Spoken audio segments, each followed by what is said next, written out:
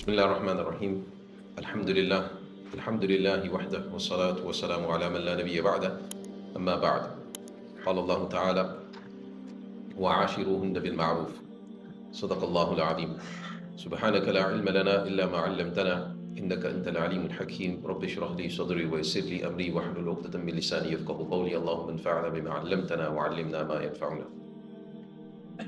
Respected elders, dear brothers and sisters listening as well, today brings us to the close of our topic that we've been talking about. Yesterday, we started this discussion in regards to maintaining good ties within the household, perfecting our character. We started that before, and yesterday we elaborated a little bit more on the qualities that are required, and that inshallah this Ramadan we're all going to work on. Yes? So we've come up with a plan, yes? We've got everyone up to date with the plan.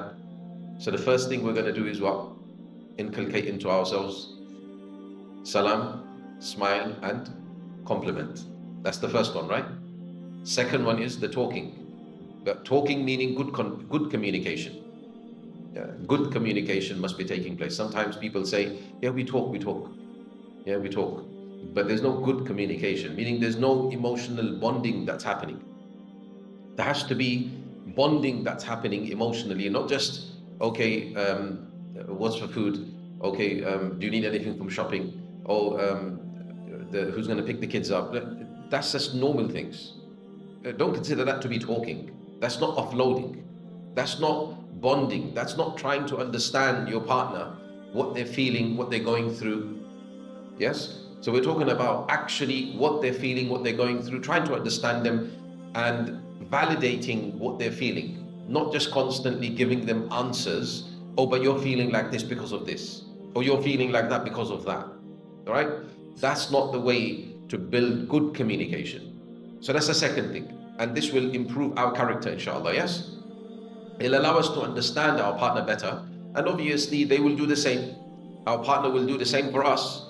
So we will get the opportunity to express our views, our grievances. And inshallah, our partner will do the same, not just give an answer, not just attack you, or not just take it as a defense, but inshallah, take on board what you're saying and somehow try to accommodate for what you're trying to talk, what you're feeling. So that was the second thing, yes? So remembering, talking, good communication. And the third thing is, forgotten already, forgiveness. Yes? Inshallah. So three things must be remembered in order to build our character this Ramadan, to become much better, perfect ourselves, and head towards the route of making our character the way Rasulullah's character was. Yes? This forgiveness is key. If you don't learn to forgive, what will happen? You will grow resentment towards each other. Okay? The partner who's not letting go, who's constantly playing the thing in their mind, yes? That thing that happened and constantly playing it, what's going to happen? That thing that you keep playing in your mind, it will grow in you resentment towards your partner, and then you will treat your partner with distaste. You will talk to them with abruptness, with rudeness, with harshness. Your behavior towards them will be rude and harsh. Then obviously they're human being as well. They will break and they will treat you the same, because that's how we do. We reciprocate. Does that make sense? So this is vital, very important to understand these three. And everyone take it on board, inshallah. Write it down if you have to. Remember these three things that we're all going to do, inshallah, because these are all practical things, and I've explained in detail the benefits of all of them. So remembering, salam, smile, and appreciate. This is easy to do. Nobody can tell me this is hard to do. Okay, a little bit harder now, talk. Yes, and a bit more harder than that, forgiveness. Right? But these three things, if you do them, you will improve your own life, your own state of calmness and inner peace. You will feel much easier with yourself. Okay? And then you will create a beautiful environment at home, like I explained already, that the children can grow up and see this loving, caring, peaceful, harmonious environment at home, inshallah. Yes? Right. Now, yesterday we were saying that yes, forgiveness goes to a certain level, right? We have to set a certain boundary whereby we don't take forgiveness to a level whereby the partner now, whoever is aggressing, takes advantage of this forgiveness. Are they going to forgive me anyway? It's fine. Yeah, so it's fine. Let me carry on. Let me carry on violating.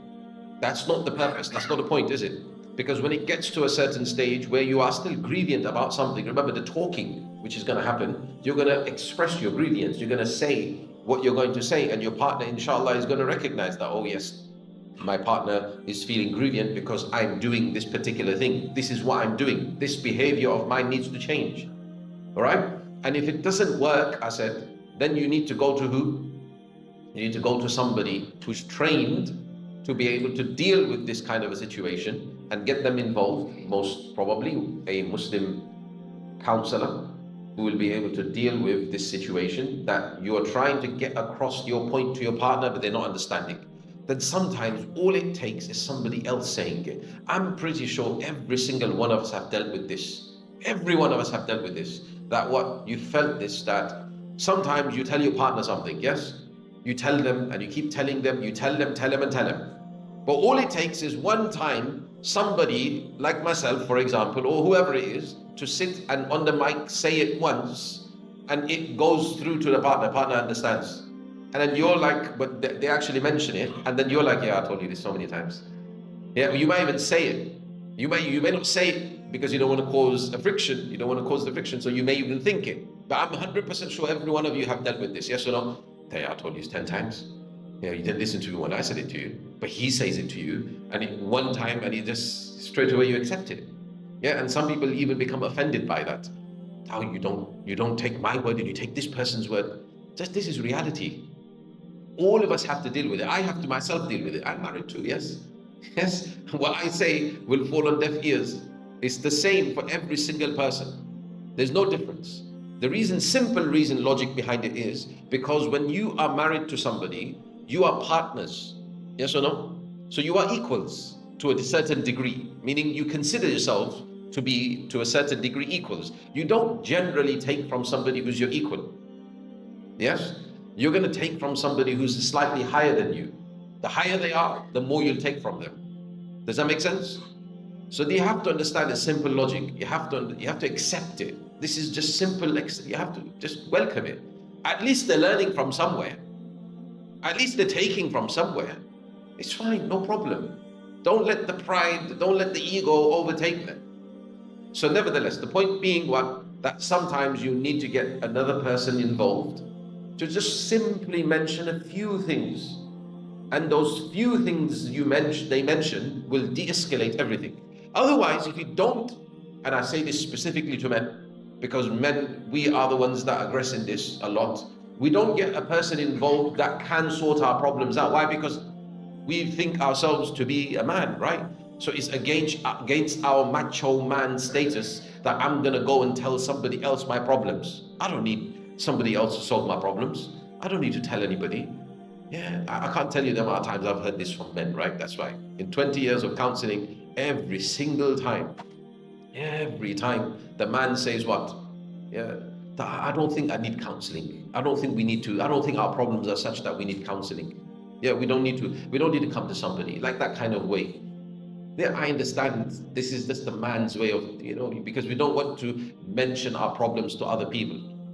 Right? We think that we can deal with our problems ourselves. I know the solutions. And then sometimes, or many a times, the person who's there counseling will even mention some solutions, and you're like, yeah, I knew all of this anyway. Then why weren't you doing it? Yes? So the simple point is that we have to seek that professional help when needed. Otherwise, what will happen? The matter will escalate. It will escalate. And remember, mark my words, from a small little point, the matter will escalate, and become so grave, so bad, that before you know it, it'll be like hell break loose in the house. Everything will be messed up in the house. The children are in complete disarray. The children are out of hand now. Yeah, the husband and wife, complete friction and broken relationship between them. To mend that now, so many times, couples come to me, right? And they mention their problem, right? But when obviously discussing with them, I realize that it's too little too late. It's too late. They come to you too late. It's when the relationship has literally fallen off a cliff edge. It's gone. It's finished. Now they come to somebody because we've got no other way. Yes, I have actually in Ramadan, in fact, you don't have time for this in Ramadan, but people just overwhelmed in these kind of cases. At 1 a.m., people are calling, yeah, crying on the phone that please come and sort this problem out, please, please, please. And this problem that they're talking about had been festering for 2 years. And to me, I'm thinking sometimes, it hurts to sometimes say it to somebody, but you have to tell the person that, look, it's too late. The other partner, whoever it is, sometimes the wife, sometimes the husband, they're not interested anymore. And I've talked to them a lot. I've tried to explain to them. We've given them time. Sometimes you give them time, like, okay, spend a month apart, spend 3 months apart, and let's see what happens after that. Maybe you miss each other, and maybe that kind of, distance makes the hearts grow fonder. Let's do something. We try our best. I do everything possible. Yes, but still, they're not budging. It's literally gone for them. There's nothing left in their heart for them. So now what? The only thing we can now sadly say is that you're going to have to break apart now, isn't it? What else can you do? There's nothing. It's too little, too late. It's not like we've got some magic wand that I can just say, abracadabra, and everything will go back together again. Yeah, it's not Humpty Dumpty. We can put it back together again. Yes, that's not the way it works. This is real life. So you have to see the problem when the problem is getting out of hand. You can't deal with this problem anymore. Be it husband or wife. And then seek that external help. Seek that help, that somebody comes in and says, okay, this is what we need to do. And then it smoothens out the relationship. Everything goes back to, everyone knows their roles. Everyone understands what they need to do. And everything becomes smooth, inshallah. Okay? Don't let it escalate to that stage where it's completely broken. This is very important.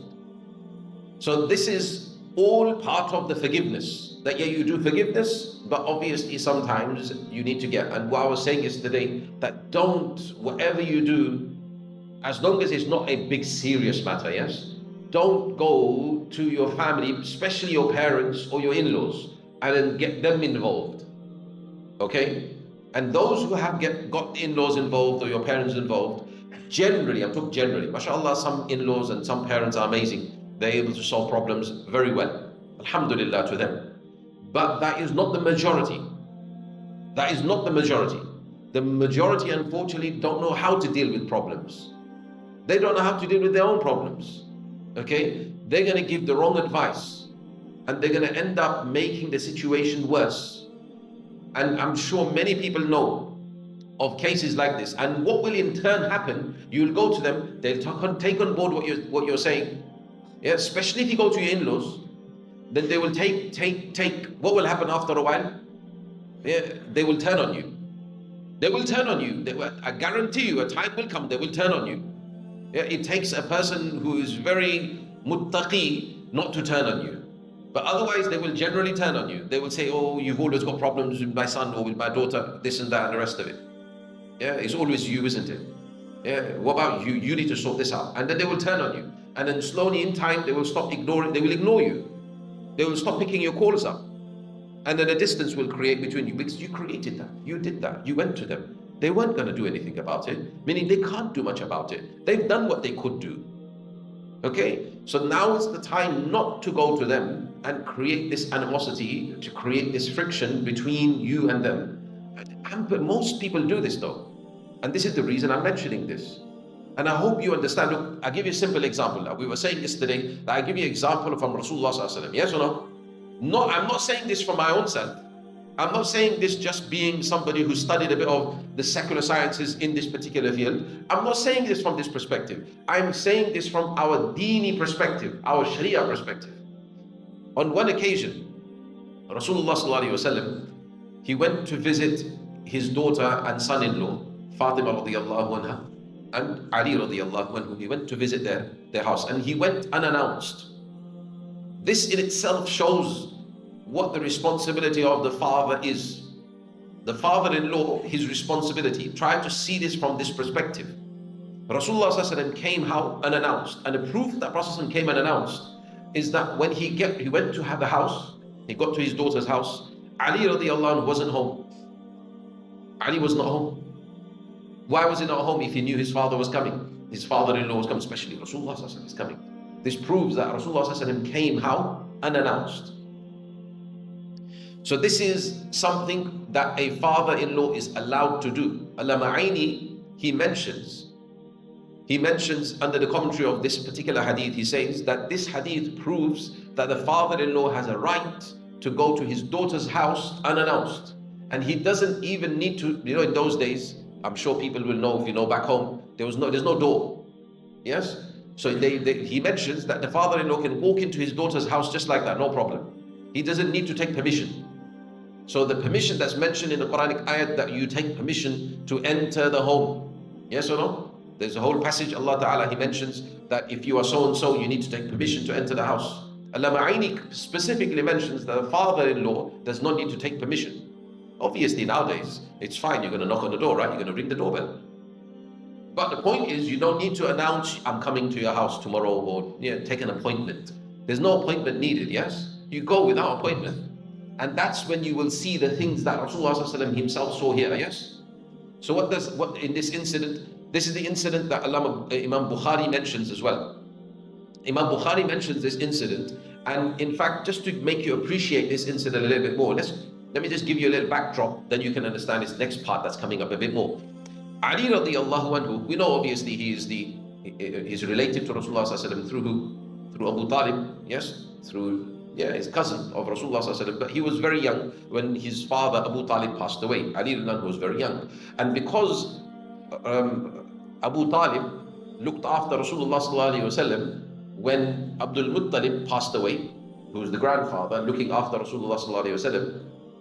So when grandfather passed away, Abu Talib took over as the uncle. He was dear to Rasulullah, and he would look after Rasulullah very well.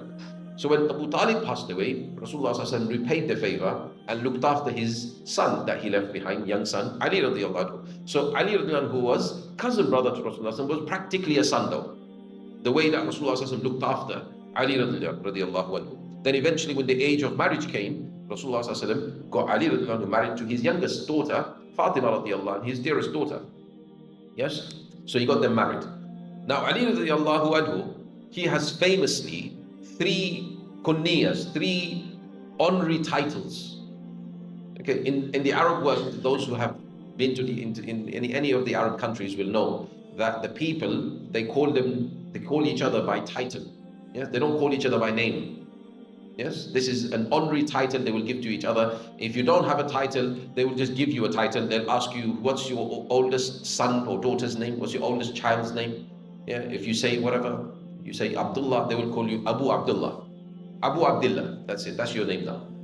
They will give you a name just like that because they find it awkward, little bit awkward and rude to call you by your first name if they're giving you an honorary position, if they're honoring you, if they consider you to be somebody who they want to hold in high esteem and respect. They find it awkward to call you by first name. I'm sure many cultures have that. You wouldn't call some cultures, you wouldn't call your older brother by first name, yes or no? Some cultures have this, yes?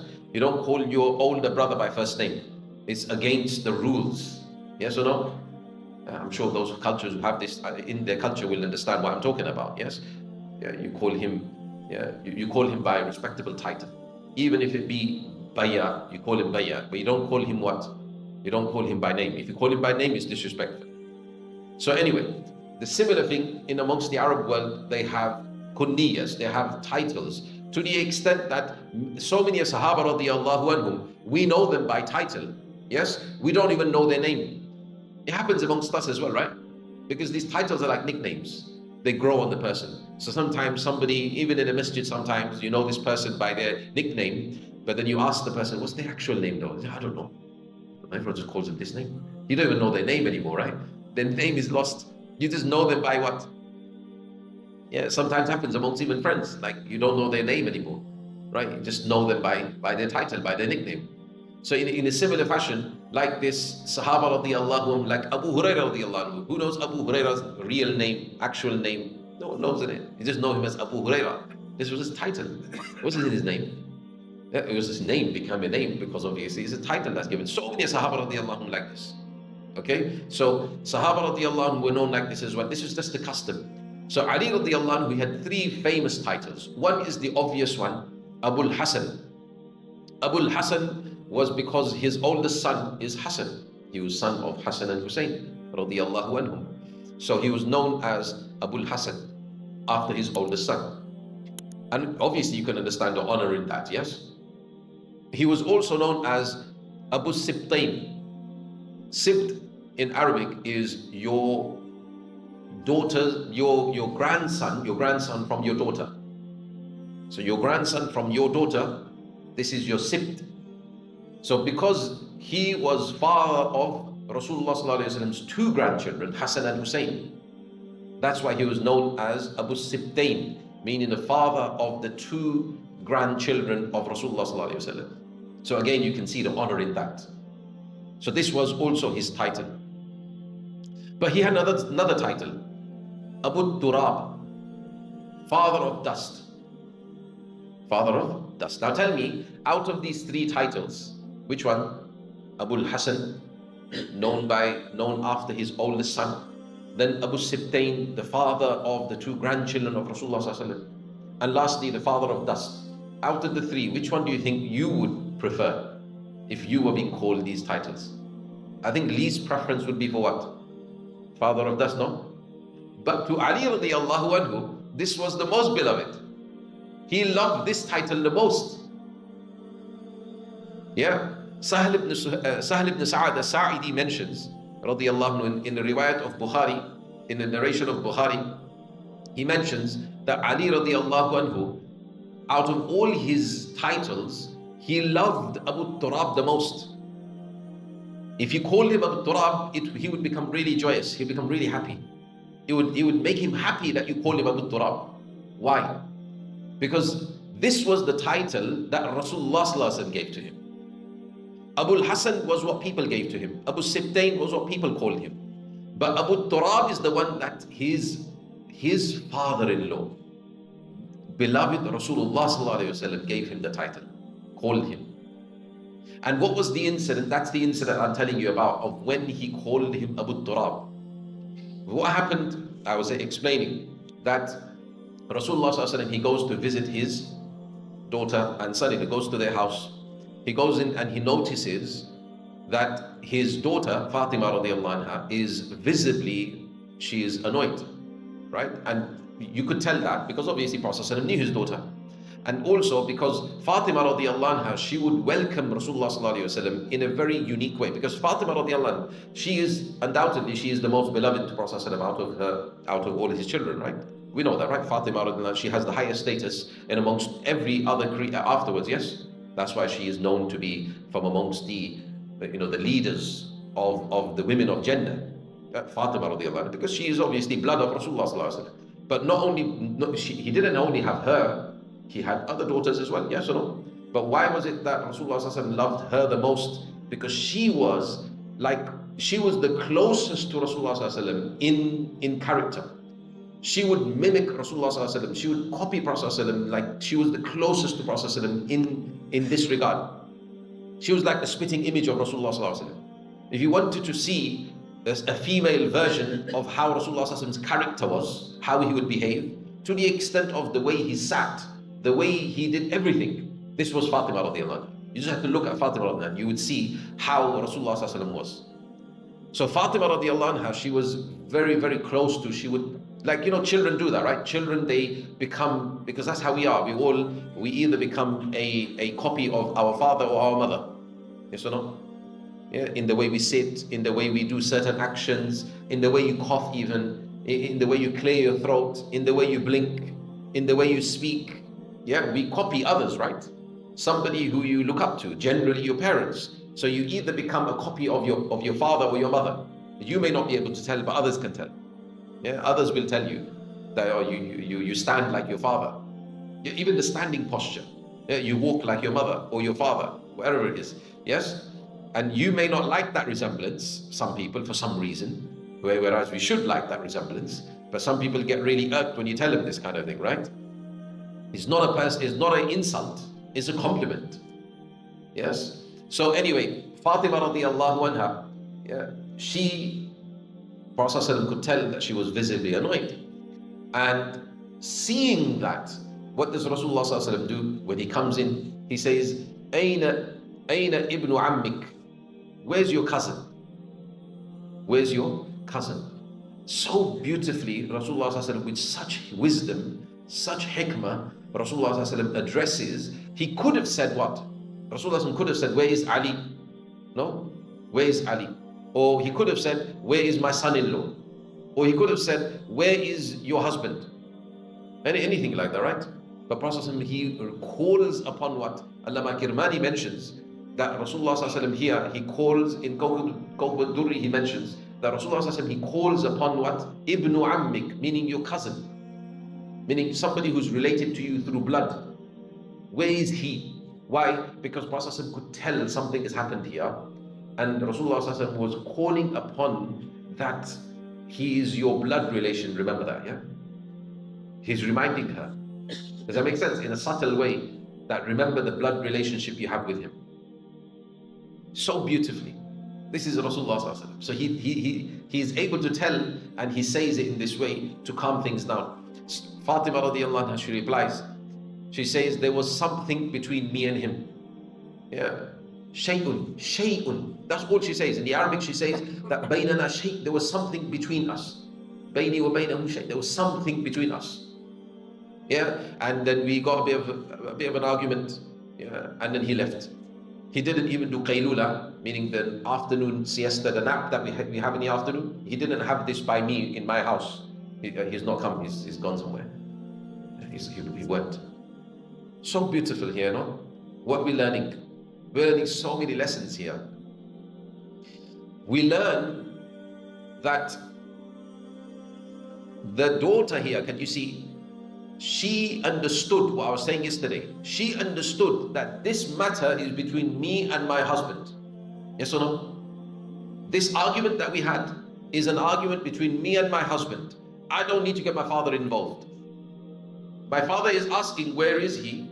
Yeah, so I'm just explaining where he is. I don't need to tell him the details. I don't need to say that, oh, he shouted at me, oh, he argued me with she could have, innit? She could easily at this time when father is asking, say that, oh yeah, can you please intervene on my behalf? Can you go tell him off for me? Because he shouted at me and he did this and he said this to me. He disagreed with me on this point. He could have, yes or no? She could have done this, no? But did she? No. She just simply says what? There was something between. She doesn't even say what. Something, she says, between me and him. That's it. That's all she says. Now, father-in-law in this picture, he could have said what? Well, what happened? Tell me. No. Did he do that? No? Did he pry in their privacy? Did he pry? Did he ask? Did he poke his nose where he didn't belong? Did he say that? He did not. He understood his position. He understood that these things happen between husband and wife. Yes or no? We have to understand these small things happen between husband and wife. It's going to happen. They will resolve it. As soon as you get another person into the mix, what happens? It becomes bigger. The problem becomes bigger. It escalates. Okay, so this is things that we need to understand from the prophetic example here. Rasulullah ﷺ did not once ask her that what happened though. All he did was, he just went, he came out after whatever he did, and he came out of the house. The Sahabi who narrates the incident, he says, Rasulullah ﷺ, when he came out of the house, he said to a Sahabi that go look for Ali. Go find where he is. You see, concern from father-in-law. Go look for him. And anyway, Rasulullah ﷺ carrying on doing what he's doing. The Sahabi after a while finds Ali radiallahu anhu in the masjid. He's sleeping. So he comes and informs Rasulullah ﷺ that I found him, he's in a masjid sleeping. You remember he missed his afternoon nap, right? So he's now calming down, he's gone to the masjid and he's having his lie down there. So Rasulullah ﷺ, he could have said what? Go call him for me. Yes or no? Wouldn't this obvious thing to do? Because he is the Prophet. Yes or no? So he said, go wake him up and call him to me. Go call him. No, summon him. But did Rasulullah ﷺ do that? No. What did Prophet ﷺ do? He himself got up and he went to the masjid himself and he saw Ali radiallahu anhu laying there sleeping. He saw the state of Ali radiallahu anhu. them times they would wear like a wrap, not like necessarily a shirt, right? So the wrap like we wear in ihram, the top garment, like this, the wrap. So the one part of it, the end of it had come off his shoulder. Like, when you're sleeping sometimes, it happens, right? So it had come off his shoulder, but that's no problem. That wasn't part of his aura. It's not part of his satar, right? So it's fine, no problem. It had become exposed. So his shoulder and his back had become exposed. Whilst he was sleeping, it had come off. So what happened because of that? Because obviously the ground was sand. So the sand had blown slowly whilst he was sleeping, had blown onto him, and that was it was like a layer of dust on him, layer of sand on his back, on shoulder, that was visible. Prophet ﷺ could see that. So Rasulullah ﷺ, he says, he walks up to him, he approaches him, and he, whilst brushing this sand off his shoulder and back, whilst gently he's brushing it off his son-in-law's back, he's saying, Qum Abu Turab, Qum Abu Turab. He says, get up, Abu Turab. Get up, the father of dust. You see, father of dust. So this is where it came from. In love, in compassion, Rasulullah ﷺ gives him this title, seeing this, gives him this title, Abu Turab. This is the first time somebody ever called him this. Ali is sleeping and he hears the sound of Rasulullah, the voice of Prophet ﷺ, waking him up and brushing him, gently with his hands, soft hands of Rasulullah ﷺ, brushing this dust off him. And he sees Prophet calling him Abu Turab, and such with love and such care, such compassion, he's saying it with. Immediately Ali radiallahu anhu gets up. And because of this, Ali radiallahu anhu says, because of the gentleness, every time somebody calls him Abu Turab, it reminds him of that occasion of when Rasulullah came to him, dusting him off, calling him with compassion, Abu Turab. This is a father-in-law. This is what the duty of a father-in-law is. That we understand, we have that compassion, we understand our son-in-law, we understand, you're a man, understand the problems that a man will face. Understand this. And deal with the situation in the most beautiful of manners. Rasulullah, how beautifully does he quash the incident? How he calms Ali radiallahu down completely, isn't it? Yes or no? And Fatima radiallahu anha, recognizing that my husband has become annoyed now, we're arguing. And when the husband is wanting to walk out, she doesn't stop him, does she? Yes? And unfortunately, so many cases I'm dealing with nowadays, where the wife will come and she, knowing that she is not as strong as him, not as physically capable as him, she will still stand in front of the door and block him. Where are you going? You're not going anywhere. What do you think he's going to do in this anger now? The most foolish thing to do. Yeah, I understand that he walks away from problems. And that is the fault of the man now. That don't walk away from your problem and don't address it afterwards. Ignore it like no problem has ever occurred. Because then she will stand at the door and stop you from leaving. But if she knows that he's going to cool down, he's going, why? So it doesn't escalate, doesn't get to a stage. Allama Ibn Hajar mentioned this. Ibn Hajar in his Fathul Bari mentions that Ali radiallahu anhu walking away, why? Because he doesn't want it to escalate and then say something or do something which would be against Fatima radiallahu anha. He doesn't want to harm her. He doesn't want to cause that. He understands that we're both annoyed right now. We're not going to get any solution. Because when two people are annoyed, are you going to get any solution? You're going to get no solution. All you're going to get is more problems. So when two people are annoyed, the only thing to do there, walk away. When you're both calmed down, then discuss the problem again afterwards. But do discuss the problem. Otherwise, you're going to have this situation. So you see, Ali radiallahu anhu, he's walking away, and Fatima radiallahu anha is allowing him to do this. Yes or no? This is something we need to understand. And it's not like between them there was no love. Ali radiallahu anhu, Fatima radiallahu anha has immense love. There is a weak transmission. I mean, it's not a hadith. That's why I'm sharing this. Where it comes in the books of poetry and adab, where Ali radiallahu anhu, he is singing poetry. He is making up poetry on the spot when he's seeing his wife Fatima radiallahu anha doing miswak. So she is brushing her teeth. Can you imagine a mundane task like brushing teeth? Yes? And he finds romance in that too.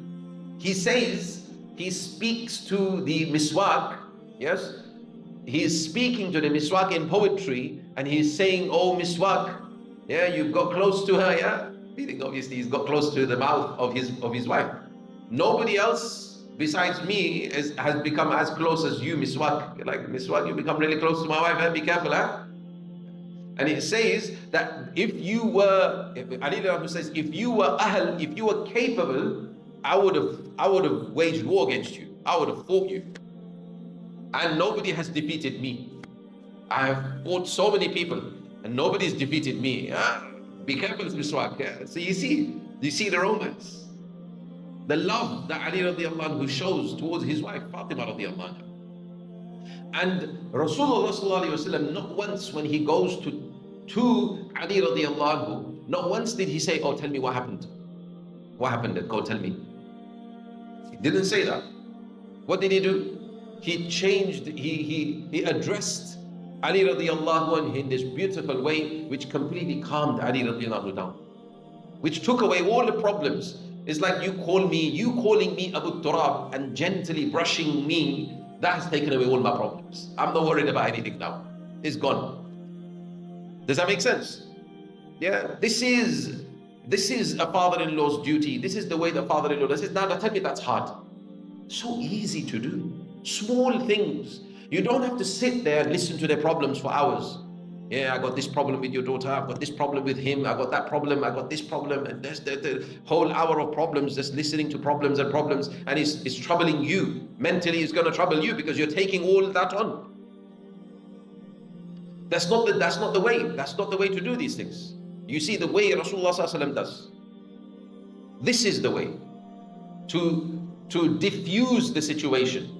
Learn how to do this. And this is what we are learning from this incident of Ali radiallahu anhu. So beautiful, such a beautiful incident. You can take out so many lessons that Ali radiallahu anhu here, how he is behaving, how Fatima radiallahu anha behaves, how Rasulullah sallallahu alayhi wasallam has fulfilled his duty and role in this matter.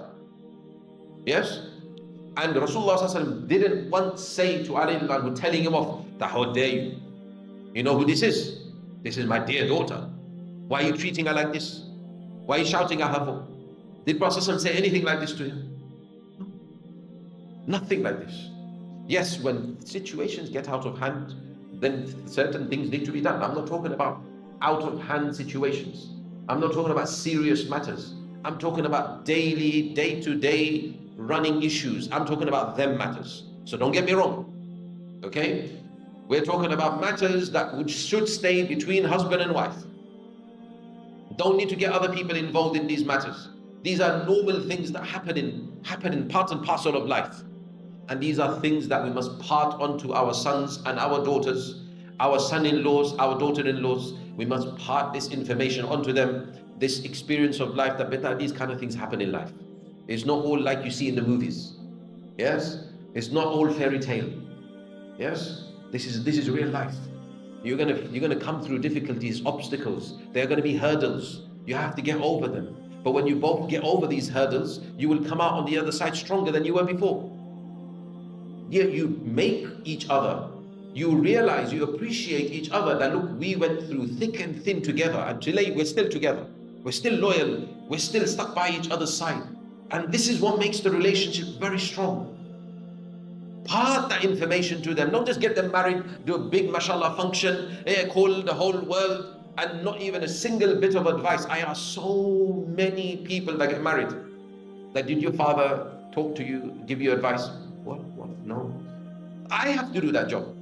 I have to share that bit of advice to that person now. Why are these fathers not doing this? And mothers, why are you not sharing your experiences with your daughters? And fathers with your sons, and explaining to them that this is how marriage is better. This is how you live with a woman. This is how you live with a man. This is how you have to do. This is what you have to do. Part that advice. And grandparents also play a part in this, because how children listen to grandparents is better than they would listen to most of the times parents. So this is something that we as a community, as society, as a family, we must do these things. Simple things, but they go a long way, inshallah, because they will remember those things. This is what we're learning from Rasulullah sallallahu alaihi wasallam here. Because Rasulullah sallallahu alaihi wasallam, he said on an occasion, he said, Fatima tu minni. Fatima is from me. Fatima tu bag'atun minni. She is a part of me. Whoever harms her has harmed me. Whoever gets her angry, gets me angry. This is what Rasulullah said. So he could have told Ali radiallahu anhu off that, oh, you got my daughter angry. Yeah, I'm getting upset now. He could have said that, yes or no, but he didn't do this. This is what we're learning from this beautiful incident. And that's what I was trying to explain to you, that this is from our Sharia. Our deen is teaching us this. It's teaching us what role we have to fulfill. I share with you a real life incident about this. An example of how this comes about. I once, some time ago, I was counseling somebody, and mashallah, he got quite close to me, and mashallah, now he still keeps good connection with me. So he's become like a friend to me. Okay, but it started off where he came to me for counseling help. Nevertheless, what happened? He says to me on one occasion, he says to me that, I've thought so many times to divorce my wife. So many times. She does so many bad things to me. He says to me, you don't realize, you don't understand how abusive she is to me. She treats me so badly. I don't think I deserve this kind of treatment from her. Yeah, I may be doing certain bad things, but not this bad. That this is too much. So many times I think myself, inside I'm thinking that why don't I just get rid of her and go find somebody else? But every time I think of doing that, my father-in-law's face comes in front of me. He says his father-in-law's face comes in front of me. When he's telling me this, his father-in-law is no more. His father-in-law's passed away. But he says to me, when my father-in-law, when I got married, my father-in-law told me, mashallah, this father-in-law, he was a good one. So he fulfilled his duty. My father-in-law, he says, he came to me and he told me that, Beta, I'm giving you my daughter. Yeah, I'm giving my daughter. She is an amana now to you. I've looked after her how much I could. Now, Beta, I'm handing over to you my daughter. Look after her well. And remember, I'm telling you something. You will need a lot of patience with my daughter. You will need some patience. Deal with her with patience. So at that time, he says to me, when he's telling me, he says, at that time, I just, brushed it off, like you're doing it, right? You get married, those people who get married, you brush it off, so you need a lot of patience. Yeah, don't worry, I can do that. I can deal with that, no problem. How much patience will you need? Yeah, it's fine, no problem. I can deal with that. But he says, only when I really got into the marriage, that's when I started realizing what my father-in-law told me, patience, yeah. Yeah, he says that my daughter, when he was telling me, they said, my daughter has a sharp tongue, just like her mother. I'm not saying that, yeah, the father-in-law said that, yeah. He says that just like her mother, unfortunately, my daughter, because she's grown up in our house, she also has copied her mother now, and she has a sharp tongue.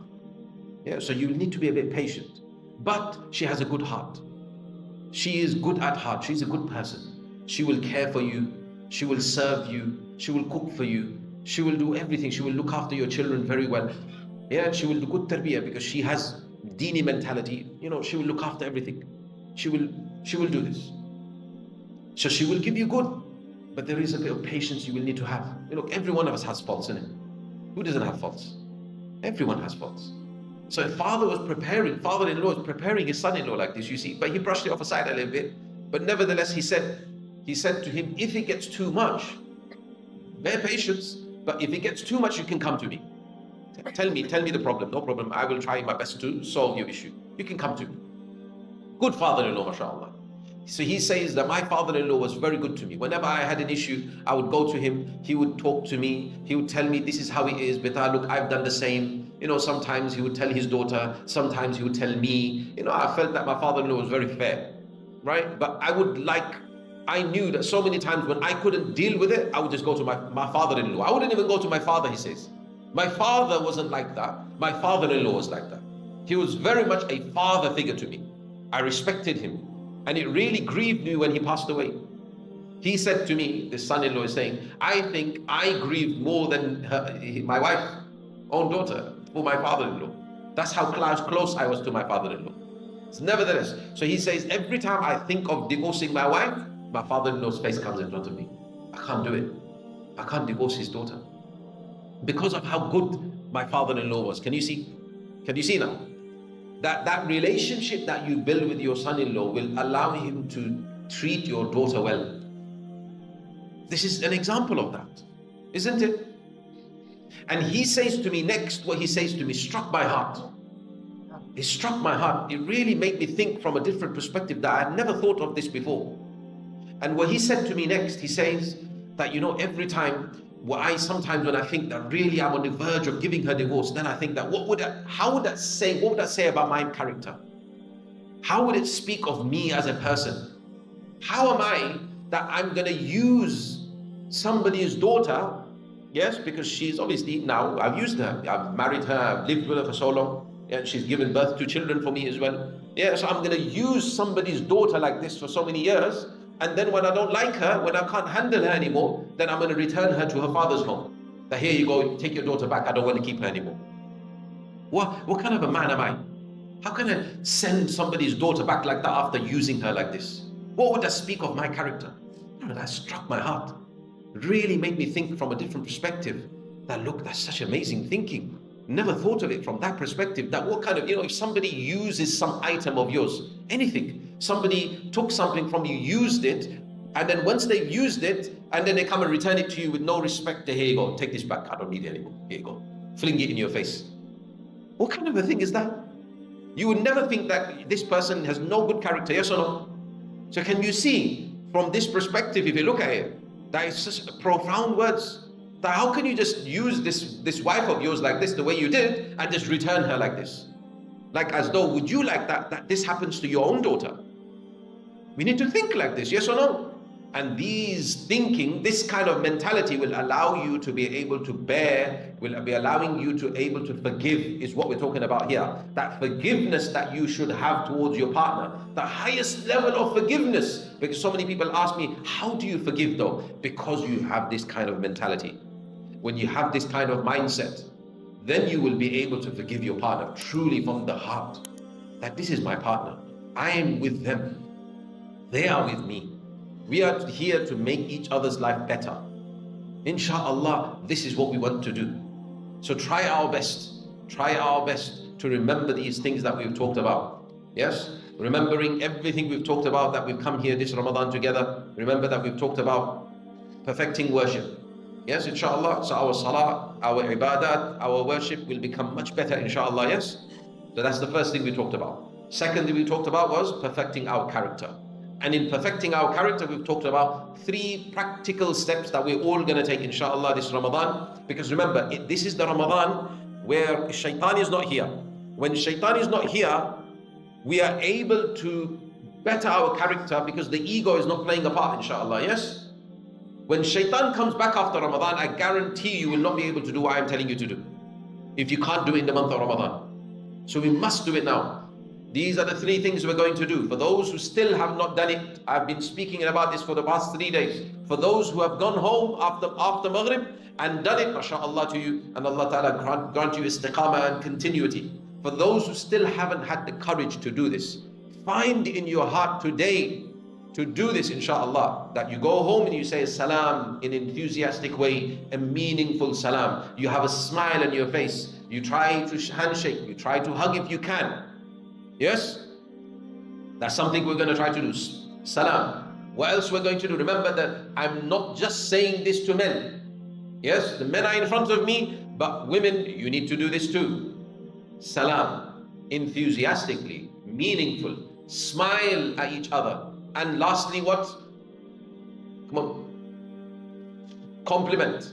Remember the things. Yes, please. If you don't remember, you're not going to do it. Compliment each other. Yes, everybody? You have to compliment each other. It encourages one another to do more. That's why. So these 3 things that we're going to do, that's the first step. Second step, talk. Good communication. Build a good bond between you by talking nicely, inshallah. And the third thing, inshallah, we're going to do is forgiveness. When your partner slips up, we're human beings, we make mistakes. Learn to forgive each other, inshallah. May Allah Ta'ala grant us the ability to understand these things and to implement this into our lives and grant us even more than we ask for. May Allah subhanahu wa ta'ala accept our ibadat, our worship, our Ramadan. May Allah subhanahu wa ta'ala grant us more the ability to act than to hear and to listen and to speak. Whatever I have said It was not in intent to offend anybody. If there is anyone that has taken any offense, then I ask forgiveness. Whatever we have said was only from Allah Ta'ala if it was haqq. And if it was anything else, then that was from me, and please forgive me for this. May Allah subhanahu wa ta'ala grant us the ability to hear with the ears of sincerity, and give us the ability to speak with the tongue of sincerity. May Allah subhanahu wa ta'ala grant us the ability of this. Ameen ya Rabbil Alameen. Jazakumullah for listening. Subhanallah wa bihamdihi. Subhanakallahumma wa bihamdika. Nashhadu an la ilaha illa anta nastaghfiruka.